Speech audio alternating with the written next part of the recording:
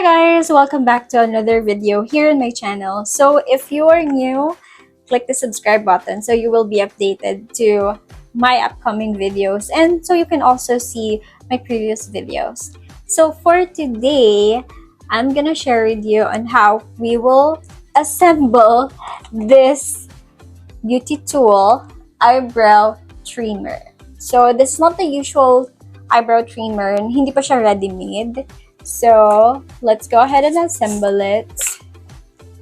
So this is how it looks like. Yan siya. Ito yung part na ipapasok natin yung blade later. And this is the box. Nakasama niya. There you are. So, yan. 10 pieces of blade siya. Kuwata isa.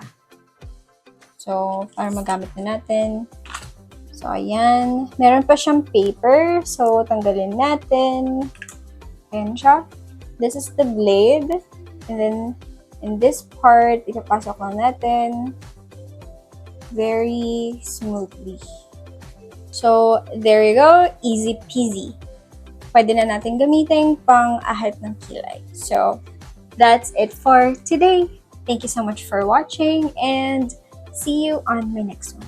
Bye!